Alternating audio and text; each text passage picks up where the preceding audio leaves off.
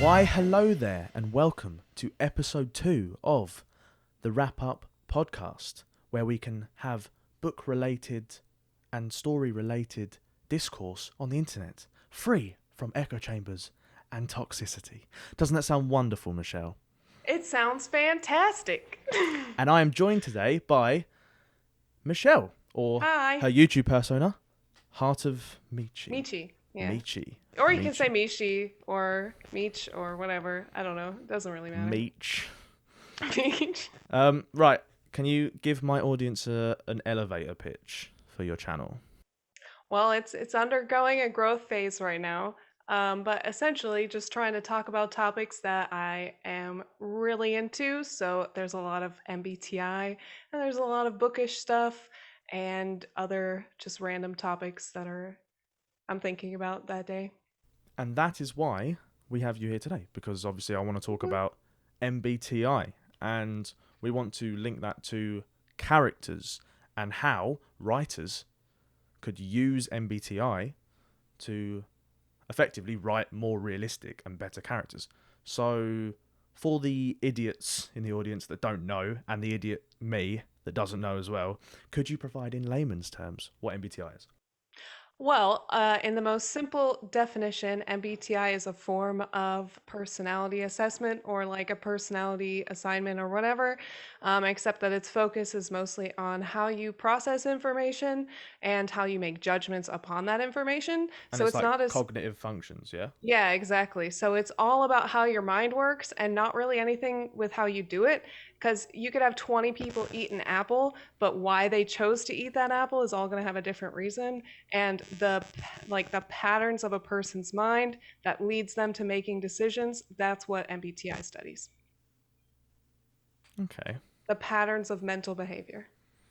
And so, I mean, so I've watched some of your videos actually on like the different types of like villains, for example. I liked the villain video because that's the same personality type as me. For anyone that doesn't know, I am an ENTP, and I found that really interesting because I then obviously went and looked up what characters are the same as me. And here's what's weird though. A lot of these characters that have the same personality type as me were my favourite characters in those respective things, which is really strange. So I'll give you a list. Okay, and then you should also explain why afterwards these are your favorite. I'm curious. Okay, right.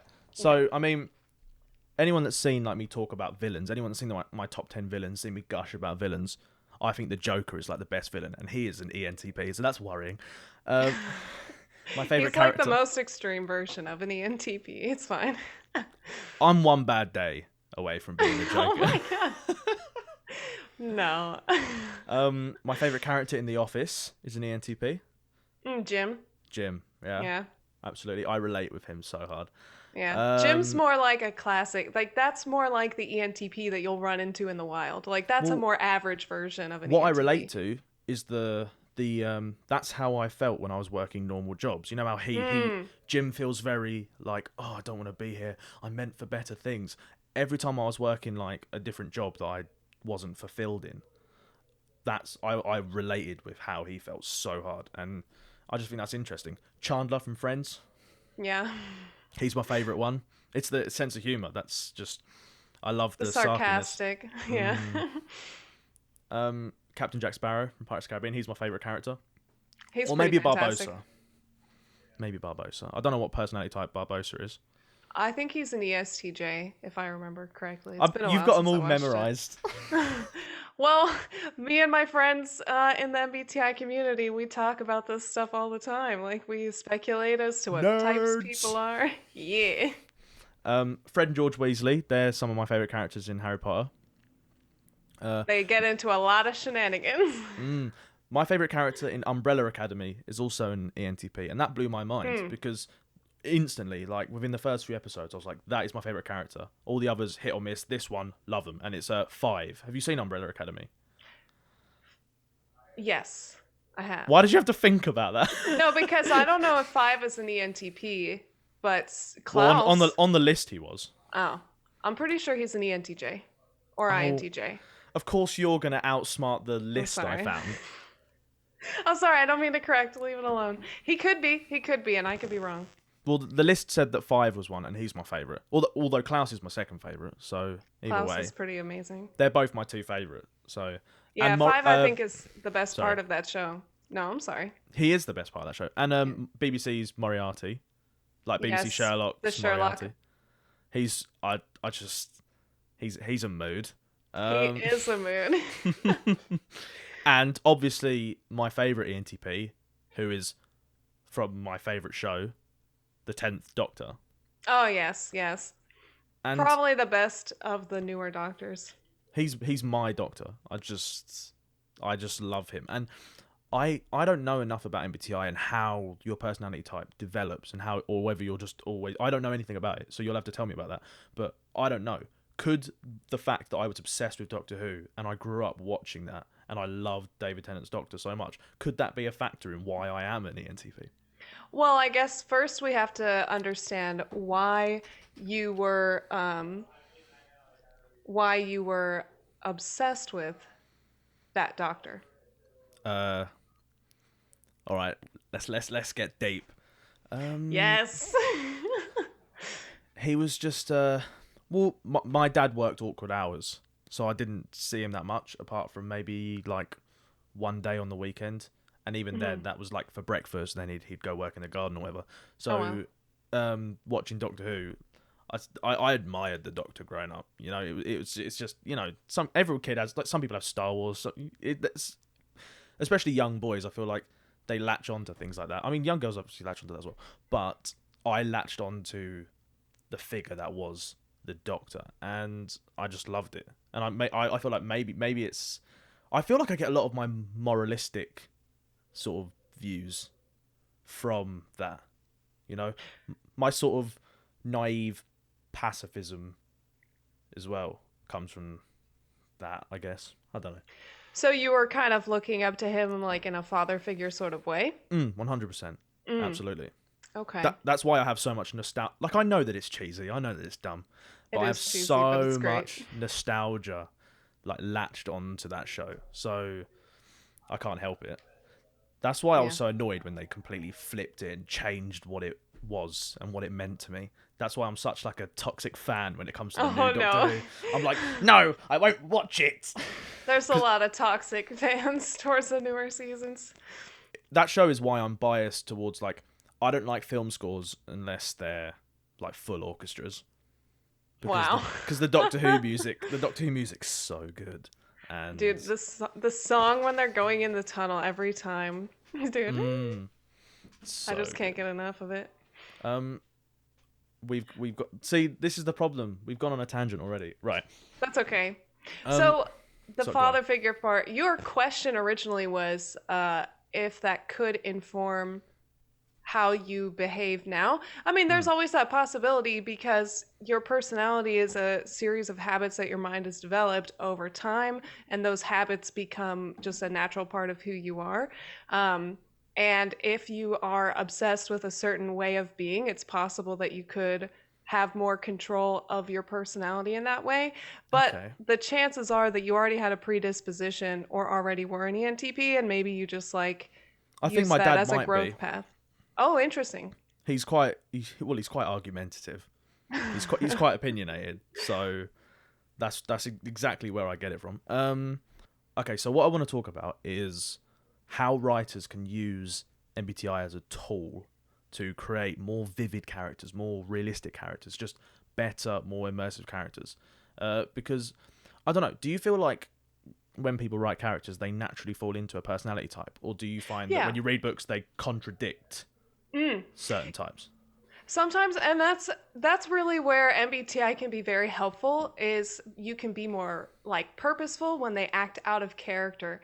So, for example, a person that has who's like an SP, they're going to be really focused on details. They're going to be a little bit. Uh, how do I say, they're going to be a little bit more individualistic than other people. Like they don't want other people like telling them what to do, and they're going to be very focused on the facts and reality and what's happening right now. Like they're going to be really ingrained in the here and now within the story. Okay. But when they get stressed or when they're really excited about something, they might start seeing the long term of it. Uh, but it's gonna be stressful if they stay there too long or if they get like too philosophical. If other people try to get really philosophical with them, they're gonna try to like pull it back, that kind of stuff. And so you can make your characters more intentional with when they act out of character. And I think Okay. I'm not gonna say it. No, don't hold back. Well, I think that's part of why, a lot of us were noticing that Chapman wasn't like, we were noticing something was kind of off. He was a little Oh, bit she's like, bringing up breach of peace already. You couldn't not, could ya? well, I think it's a good example because it's a story we've both read and we've both recognized that the character All had right. inconsistencies. 2 episodes in a row. We're bringing up Daniel's book. No, it's okay. It's a good example. No, bring it up. Bring it up. No, it's the only one that we can like fully relate on that we've read recently, Yeah, no, and no. we It's a good. Yeah, no. It's yeah. honestly, go for it. So I was only winding you up. the main character, Khalid, Cl- Khalid, cl- Khalid, clear. Khalid. She's really consistent. Like when through the beginning of the story, she's very analytical. She's an SP type. She's the kind of person who's Yeah. very practical. I liked her. She She's was in the very here and proactive. now. Proactive, exactly. So with Chapman, I think, in the beginning he's portrayed a certain way, and then about halfway he starts acting completely different. And his personality, the way he speaks to people, it's just different. And it never really made sense why it changed. Like, even if you think Okay. about his situation, his behavioral and like the way that he's acting just didn't make that much sense. Are there any more well-known characters that you feel Hmm. have inconsistent personality traits or types, or things that don't fit into MBTI types? Normally, a problem is more that people are stereotypes than anything. That they become like a shell of a person, like they lack depth because they're being like boxed into a personality. Okay. That Okay. I So, could come up with more examples for. who are some of your favorite characters? Have you seen Peaky Blinders? I have indeed. Okay, so Thomas Shelby is a pretty freaking fantastic character for a I lot of like. reasons. I like him. Yeah. Yes, and his psychological changes make a lot of sense throughout the story. Every single time he acts out of character, it's 100% understandable why he's acting out of character. The reason why Thomas is so good is over the or 6 seasons, however, his changes Yeah. He does go all through make sense. huge changes though. Yeah. But his personality is consistent throughout. Like how he makes decisions and what kinds of things he pays attention to are consistent. It's just the specifics that change according to the situation, and then those few moments when he acts erratically and acts out of character. So it's a little bit debatable if he's an ENTJ or INTJ, but essentially, something about these type of people is they are very focused on figuring out the best way to get to a future end goal. So they're always thinking about what the most likely possible outcome and how they can use the tools at their disposal to get there.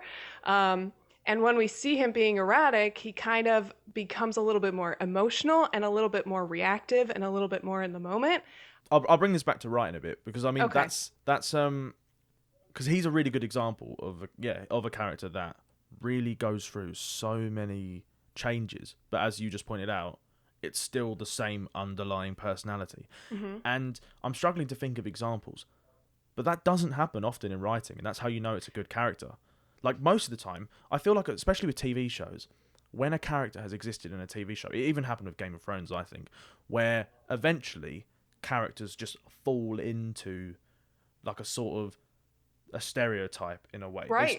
They stop Yeah. becoming nuanced and they start just becoming like for example, the character that is supposed to be a hero, they stop making nuanced decisions based on their own morals and experiences, and they start just doing the right thing that the audience thinks is going to be the right thing. Yeah. So, and that's how you get tropes like the male character that saves a woman from being attacked and things like that, because they just want that character to do the good things, whether or not that's what that personality or the Right. personality that character would actually do. It's just like, oh, they're now a hero character, and that's how you see characters change. They're not even stereotypes. They're monotypes. They're just Right. flat. What I think creates some of like the best character arcs is when a character has to develop whatever their weakness is to become a more functioning person that's not too far into one part of who they are than another, like mentally processing, speaking wise. So for example, like a feeler using more logic but also knowing when's the right time to apply the feelings, or someone who's so caught up in the here and now that they never think things through, learning how to think things through so that they can choose the right moments to act. Those are the kinds of stories that Yeah. I think are the most I need engaging. a bit of a character Yeah. arc there.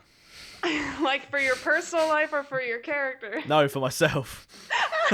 I need to learn from some of my weaknesses, definitely. Well, and I think that's one of the other benefits that MBTI really brings, is that it can kind of show you where you're leaning in a little bit too far within your personality, and like the different ways that you can kind of balance yourself out, but still take advantage of your strengths. Like your strengths are always going to be your strengths, but are your weaknesses going to be chains, or are they going to be little tiny hands So that can if you still help? learn how your brain works, you can sort of practice habits that Yeah, utilize how you function. Yeah, I should exactly. probably do more research into it for that reason. For anyone that is curious about what your personality type is, what are the best tests? I did 16personalities.com. I Well, don't know I what.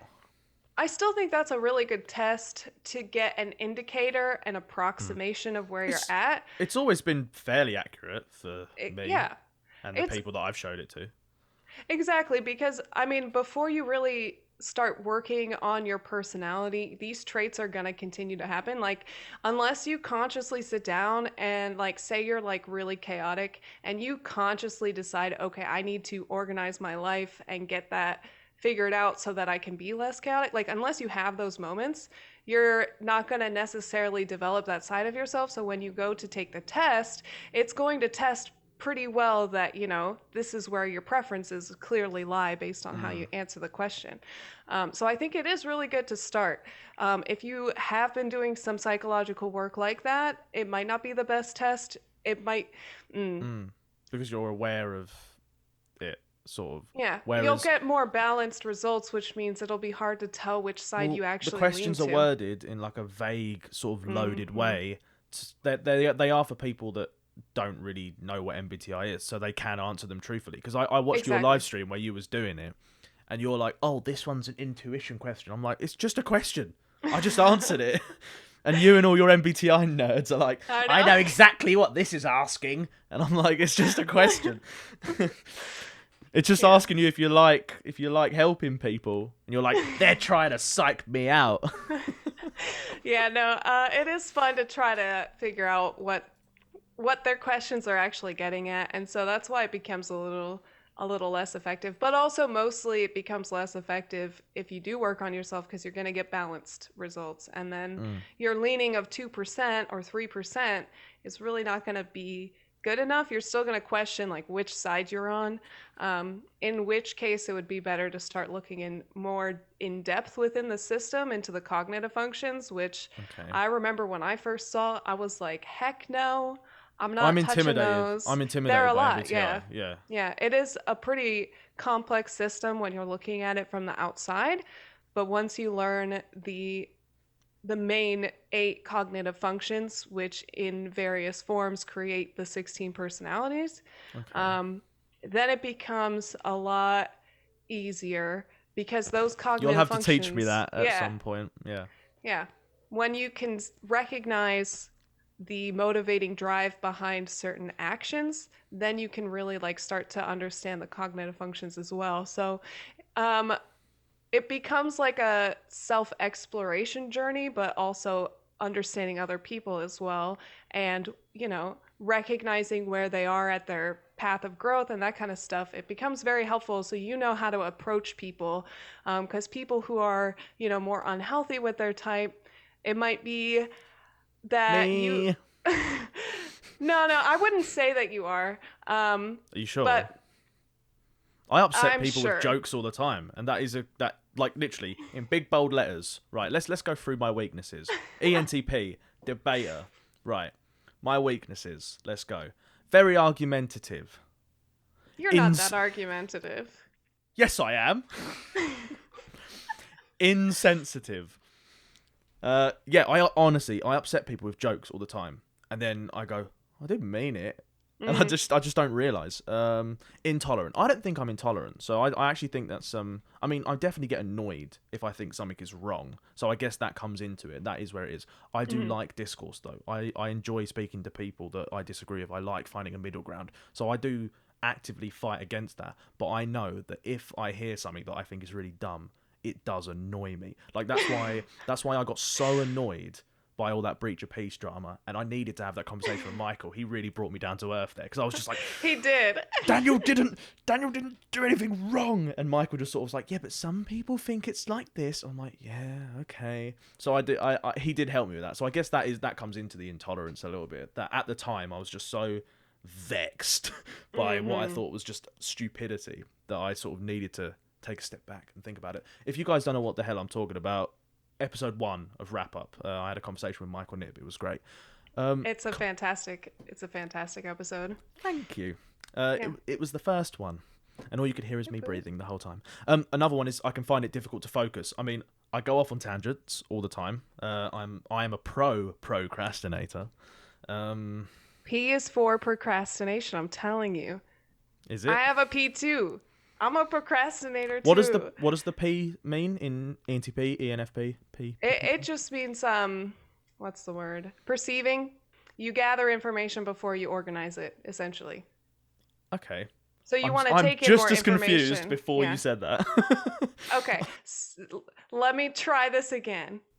Literally, it's got to be MBTI for dummies. This is what yes, this needs to be. I'm going to try it again. Okay. So you're constantly noticing patterns and making connections while people are talking, and that's like what allows you to get on all these tangents, right? Yes. Because you do that, you're not taking as much time to reflect and look inwards to think about all the details of what's been said and whether or not those details are consistent with each other. You spend more time focusing on the connections that you notice than organizing those details that you've heard, or like making sense and making sure that they make perfect sense. In layman's terms, I'm all over the place. Is that what you're saying? Yeah. You're a perceiver. You're a perceiver. Okay. You're more likely, you want to go out, you want to get new stuff before you deal with old stuff, basically. Do you mean completely avoid everything? That's what I do. I avoid everything. Also, I mean, it was so scarily accurate when I did it, actually, because my strengths are completely accurate. I mean, original. Have you ever met anyone like me? Excellent brainstormer. I mean, charismatic. It's just energetic. It's so scarily accurate. I mean, I'm obviously the most charismatic person you've ever met. So. Indeed. Another one is arrogant. No, okay, that's not actually one. Are you sure? Oh, whoops. Hold on. Technical difficulties. I got a little pop up. Right. Don't you have ad blocker? Ad blocker? Yeah. No, because I don't want to deprive the YouTubers of hard-earned AdSense. It doesn't stop YouTube ads. It just stops ads on other websites. Like the little one, and then, the websites just tell you to turn off the ad blocker anyway, so. Stop really educating me on the internet. Oh my god, we're such... What's the part of our types that make us just go off on one constantly? Is it the P? Yeah. It's I'm not the NP. It's the NP. Oh no, I am a P. It's the NP, because SPs would stay on topic, but they do more stuff, probably. Okay, we're going to link this back to writing, because I genuinely want to try and offer... I want to offer some kind of... Not just a nerd session. Yeah, I want to offer almost like a tool, like almost like writing advice in a way. Like, how can an ordinary writer that doesn't want to get a degree in MBTI, that doesn't want to really dig so deep into psychology, how could they use this in subtle ways as a tool to create more vivid characters? Because you said something about, there was a book that you said where the author came out as actually saying that they do use Oh yeah. MBTI. Yeah, Fonda Lee for Jade War and Jade City. She Okay. uses MBTI for her characters. And I even messaged her on Twitter once to ask Yeah. her because I was curious, or maybe Instagram, I don't know. And she said that she does it usually in like the second or third draft after she's written the characters, and then Okay. she'll like, well, she didn't explain her process, but like what I do normally is I take a test pretending to be in the character's mind to see Mm. what it kind of comes out as. But just know it's not a replacement for psychological disorders or Mm. depression or anxiety. Like these things are not impacted. Can those throw out how the tests work? Because I know I've gotten different results before depending on my mental state and mood. Hmm. Like I if I've been think. more depressive and I've been more introverted, and I ended up getting INTP on the test Hmm. instead of ENTP. But when you read the ENTP stuff, I am an ENTP. Like I Yeah, just am. you So video call first. Like you mm. always video call. You never voice call then add your video. You always video Yeah, but call. so That's so does extra. our friend Billy. Introverts don't do it. So does our friend Billy Bonsai, and he's I I. know. Yeah. Why are there weird exceptions? Because people are three dimensional. Damn it. Exactly. There's always exceptions to the rules. I'm not saying you Yeah. couldn't, but you always do first go for the video call quickly. Someone's like, I have a problem. You're like, let's video call about it Yeah. immediately. Oh, Let's talk it out. Let's use our I find voices. it really uncomfortable and slightly violating that you're constantly psychoanalyzing me at every turn. Like, we can't just talk to you. You have to be like, I need to dig into their brain. Yeah, that's why I got into MBTI in the first place, because I was already doing that, and it just Yeah. helped give me words for what I was already doing. I mean, it is helpful, I think, for people to like really understand themselves. I think it's a tool that should be more widespread. I think it is becoming quite popularized, even at the base Yeah. form. Yes, the biggest MBTI YouTuber right now has over 600,000 subscribers. Wow. And I Yeah. mean, like, loads of people have done the test and have just gone, oh, I think I got this type. I mean, they're not really educated in it. They don't know Yeah. about it, but they've gone, oh, I got this type and it was really accurate. Ooh. You know, they've just done the test Yeah. and they send it to their mate. Oh, what type are you? So I'm thinking, this is what I think I'm going to do when I do my second draft of my novel. So I already have characters, and they have, their personalities aren't as distinct as I would like. Mhm. They're not as like distinct as first law characters, and ideally I'd like them to be. I mean, that's pretty hard to do. That's like asking to create a masterpiece there. But what I might do is, once I finish it, I will do a bunch of tests as those characters and then see what they get and try and add more detail to secure them as those types. I think that could be really helpful. This is another thing. It comes across like those Facebook quizzes where it's like some types are supposed to be compatible with each other, but it's like, oh, who are you most compatible with? Yeah, I mean, I think that there are some pretty natural pairings that we see like in a lot of things when we're watching it. Certain types of people tend to gravitate towards each other, and we look at friend groups and we can see that really clearly, how some friends really hit it off, and other friends have a lot of disconnect in a certain area of their communication. Mm, This is where knowing cognitive functions can really help. But even still, if you realize that, for example, FPs versus FJs, they need a lot of validation externally, or they get stressed, or they think people don't like them. They just mm. need extra love, or they won't really know that you love them or care about them. And so the emotions of other people are really important, that they understand them. And if you're someone that doesn't show, they can be confused. It's like, I was reading these things and I'm going, I'm not a unique individual. Oh no.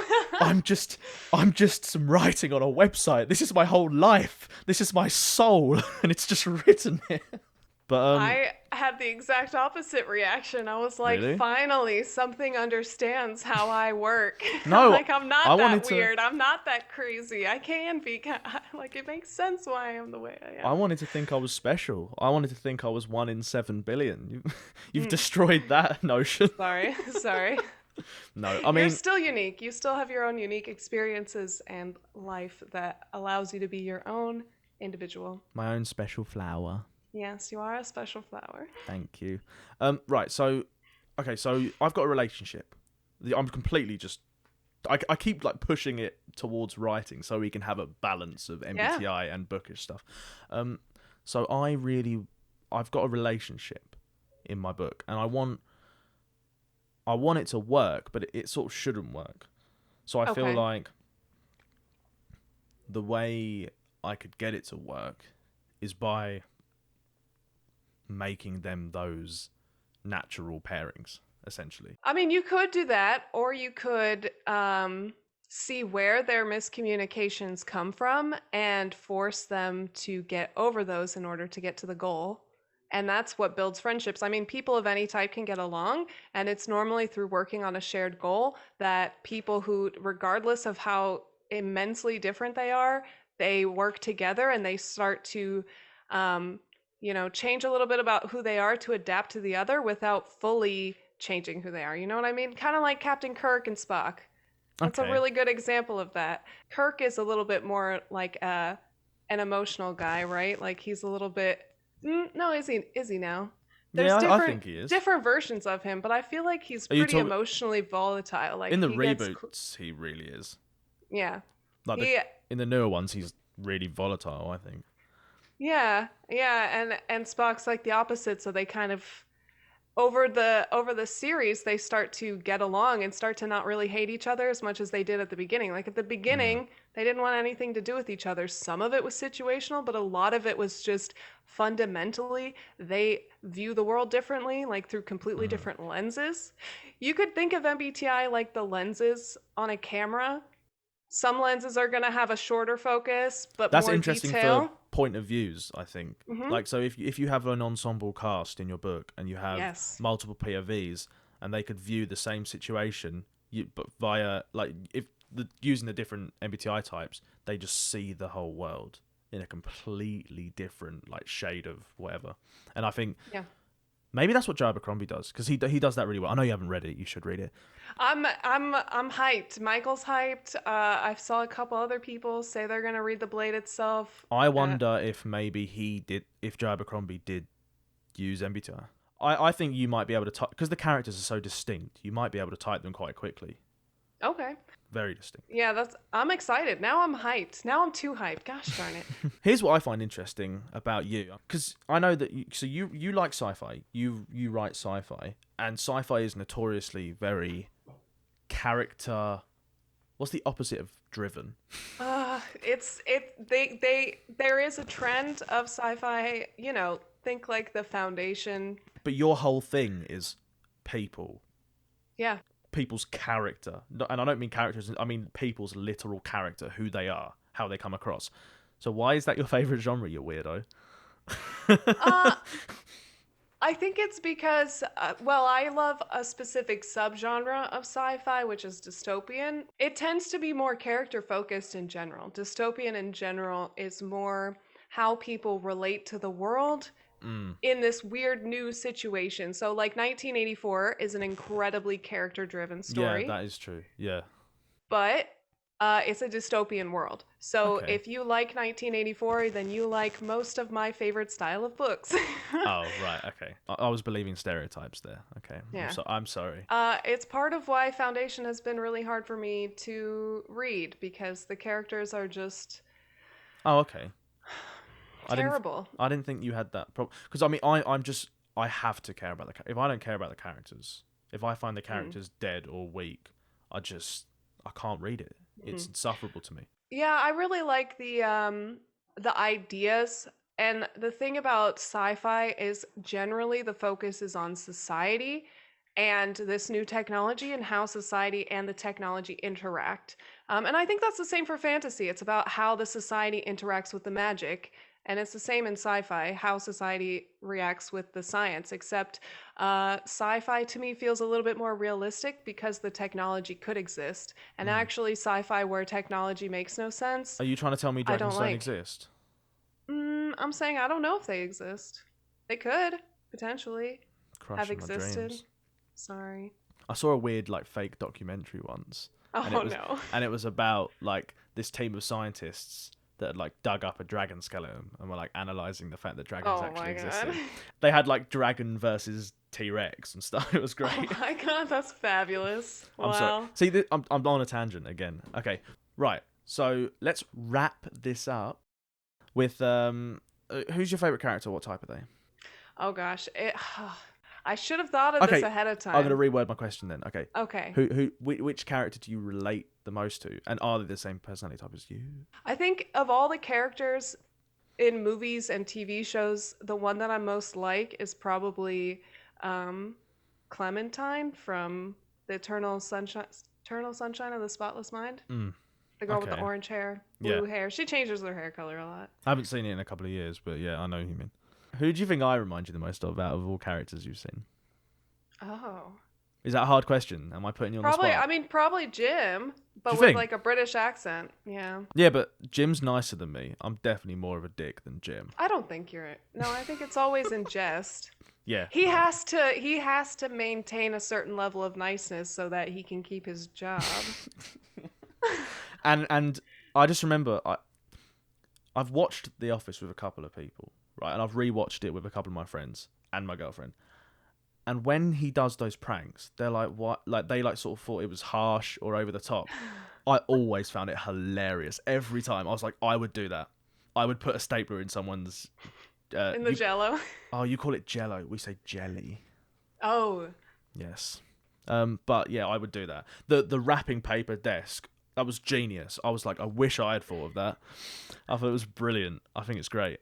Yeah. I really relate to Jim so much. He's a great Yeah. character, yeah. He is. He's a fabulous character. Yeah, I am going to actually wrap this up now. So if you are a writer and you think MBTI could be a good tool to create more immersive characters, don't just copy the types. Think of characters and then try and type them, like with a test. And then, once you've done that, then try and rework those characters so they fit more of the type that they already got. So they're still your characters, essentially. Do you think that's a good way to approach it? Yeah, I Yeah? think so. You don't want to, I mean, like with anything, you don't want to box your character in from making their own decisions because, well, I don't know. The way that I write, my characters always fight back and they do whatever the heck they want, Mm, regardless of whether or not I'm trying to control them. And when I try to control them, the scenes tend to stop because my character's like, no, I don't want to do this. yeah, no, I'm the same. I have like rough plans for where I want the story to go, and then the characters, they sort of they aren't the same people that I thought they were going to be when I did the outline because they've started to go down their own like tangents. And then I get to the scene that I wanted to write, and my characters go, "I wouldn't do that," and then they do something different. Exactly. And then you're like, all this plot work I did ahead of time. Mm. I plotted out an entire book and had a set list of characters, and this one lady just showed up in the first chapter as like, a filler person to just like, give something to look at during the scene.